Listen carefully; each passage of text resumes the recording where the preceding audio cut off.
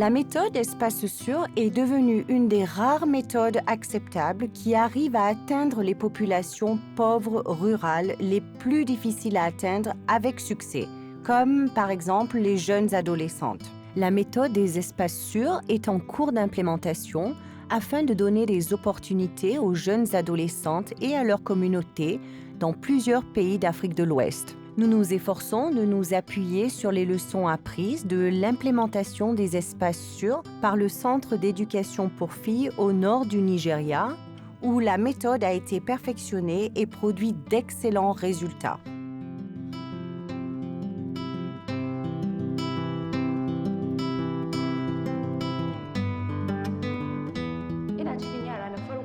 Je suis une des premières filles à avoir été acceptée au centre éducatif pour filles.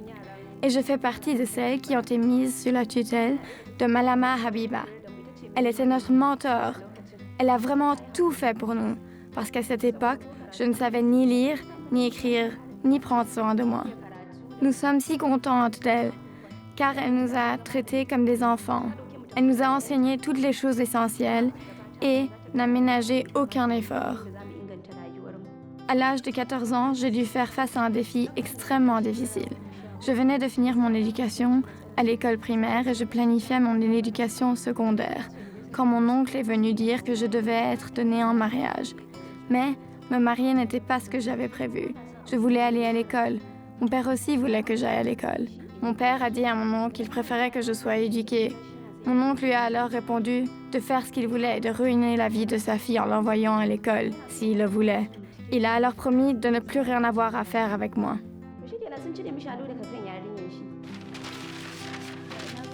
Je suis mentor de soutien et interne au centre éducatif pour les filles. J'aide les mentors dans la communauté à former les filles. Même mon oncle est maintenant très fier de moi. Souvent, je l'entends dire que j'aurais été flouée si mon père avait suivi son conseil. J'aurais déjà été mariée avec 4 ou 5 enfants maintenant.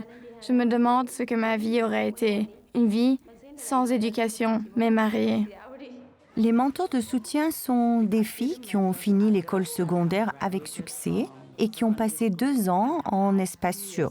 Elles aident les mentors dans les espaces sûrs et généralement ce sont des filles de la même communauté que les filles qu'elles guident. Nous voulons que ces filles voient les mentors de soutien comme des référents pour qu'elles comprennent qu'elles aussi peuvent être comme les mentors de soutien. Leur rôle est aussi d'aider la mentor à être capable de contrôler les filles. En tant que mentor de soutien, notre devoir est d'aider les mentors dans l'espace sûr à enseigner aux enfants. Parmi eux, il y a des apprenants qui apprennent vite et d'autres qui ont des difficultés d'apprentissage. Donc, elle les sépare pour pouvoir les aider, car certains ne peuvent peut-être même pas lire ni écrire. Mais, petit à petit, en leur enseignant, ils apprennent et comprennent et ils peuvent rejoindre les autres. Les autres filles appellent toujours les mentors de soutien Malama. En Hausa, Malama est une forme de respect. C'est comme si elle faisait référence à un professeur.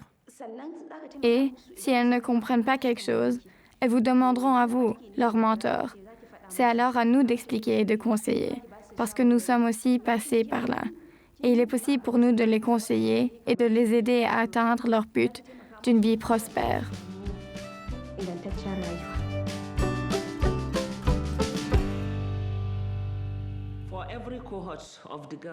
Nous demandons à chaque groupe de filles de faire une demande si elles sont intéressées.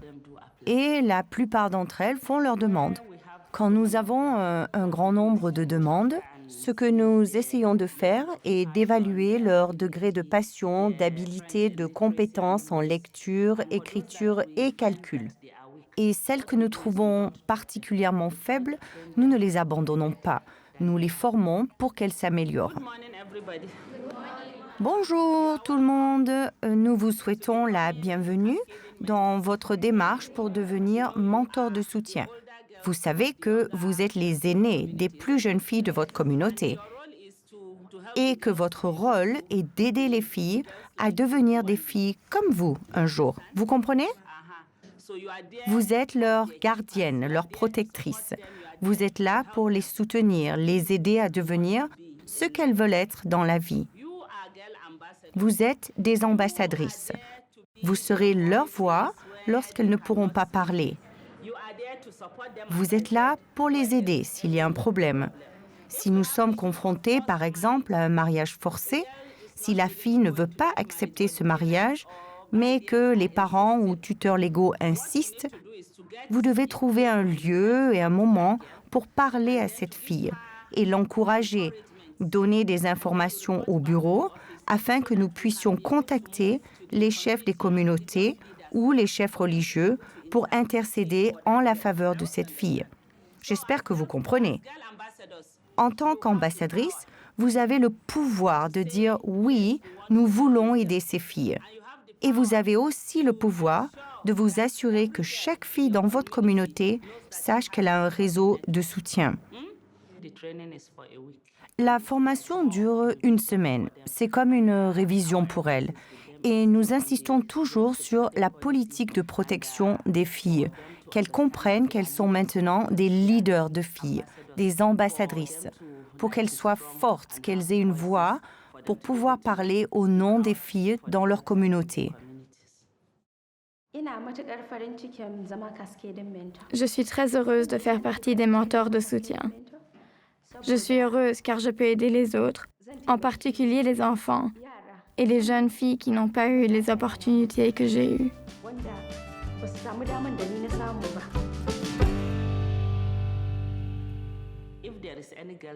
Si une fille n'est pas en espace sûr, c'est le devoir de la mentor de soutien de faire en sorte d'aller à la maison de cette fille et de demander pourquoi elle n'est pas en espace sûr. Si, pour une raison ou une autre, elle n'arrive pas à résoudre les problèmes de la fille, elle les envoie chez la mentor. En dehors des espaces sûrs, le devoir d'un mentor de soutien dans la communauté est d'aider les enfants, en particulier les filles qui ne sont pas passées par les espaces sûrs et qui ont des difficultés. En principe, elles se tournent vers vous lorsqu'elles traversent des épreuves, chez elles ou entre elles à leur école. Les parents peuvent aussi venir vous voir pour demander les conseils, parce qu'ils reçoivent souvent des mauvaises informations sur l'éducation pour filles, qu'ils ne devraient pas l'inscrire à cause de mauvaises influences. Quand ils viennent vers vous, ils vous diront « Je voulais que ma fille reçoive une éducation occidentale, mais j'entends beaucoup de critiques à ce sujet. » Votre réponse doit les rassurer et de leur dire qu'ils doivent croire en leur fille et que rien de mal ne peut leur arriver, qu'elle va seulement à l'école pour apprendre. Alors, comment se passe la formation aujourd'hui? Nous allons voir quelques diapos sur le thème de leadership. Nous formons toujours les mentors de soutien en leadership et défense des droits pour qu'elles puissent parler au nom des autres filles. Alors, voilà quelques qualités qu'un leader devrait avoir, d'accord? Elles devraient toujours avoir des objectifs à atteindre au profit de leur peuple qu'elles représentent, pas seulement pour leurs propres intérêts. Et elles doivent constamment poursuivre leurs objectifs. Toujours demander l'avis des gens, leurs conseils, et quand elles ont tort, de toujours demander pardon. C'est un outil important pour vous en tant que leader.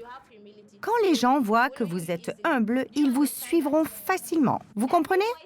Chaque voix a son importance. Il n'y a pas une seule voix qui ne compte pas.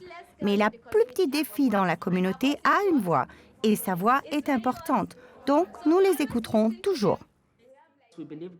Nous croyons que la voix d'une fille a du pouvoir et quand elle est capable d'exprimer les problèmes d'autres filles, les gens haut placés, les parties prenantes écouteront et sentiront que ce que la fille dit est basé sur sa propre expérience parce qu'elle parle d'elle et d'autres comme elle.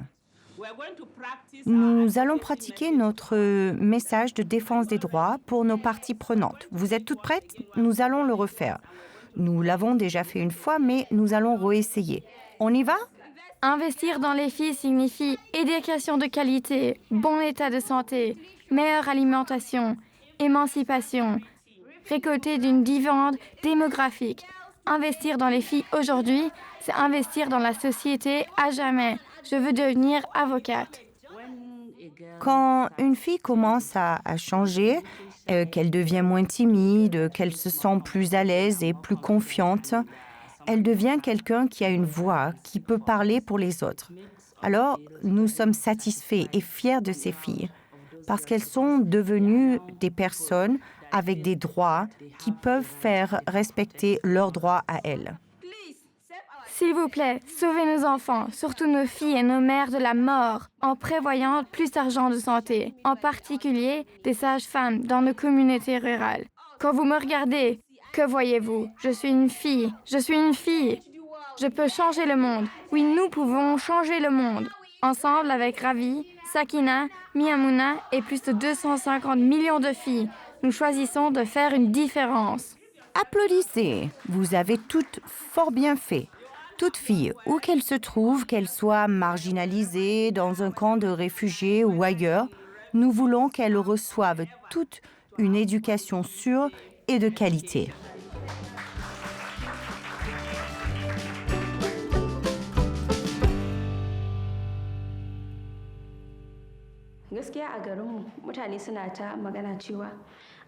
Certains dans mon village se demandent pourquoi je ne suis toujours pas mariée. Elle attend quoi, Amina? Elle dit qu'elle étudie toujours, d'accord, mais peut-être qu'elle n'a pas encore trouvé de prétendant. C'est comme ça qu'ils parlent de moi, et ça ne me plaît pas. Pour moi, ce n'est pas un problème de ne pas être encore mariée. On demande la même chose à mon père parfois, quand je vais me marier. Il leur répond toujours qu'il veut que je sois éduquée. Avec l'excellent soutien que j'ai reçu de mes parents, ils m'ont donné tout le soutien dont j'avais besoin, parce qu'ils veulent que je reçoive une bonne éducation dans la mesure de mes moyens. Je suis heureuse avec ma vie actuelle.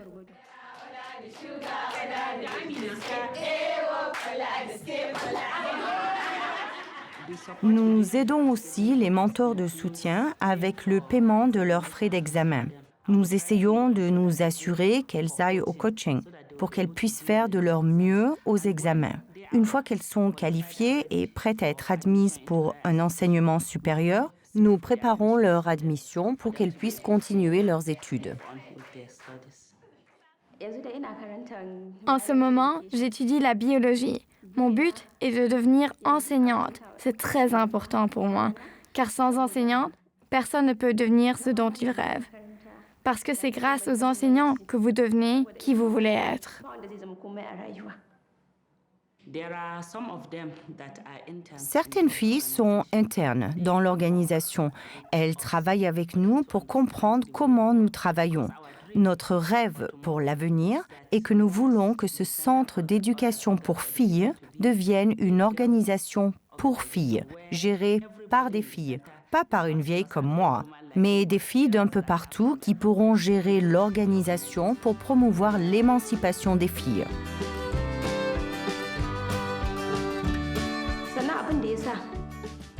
Je voulais devenir mentor de soutien parce que je me suis rendu compte qu'en tant que fille, nous devons faire face à nombreux défis.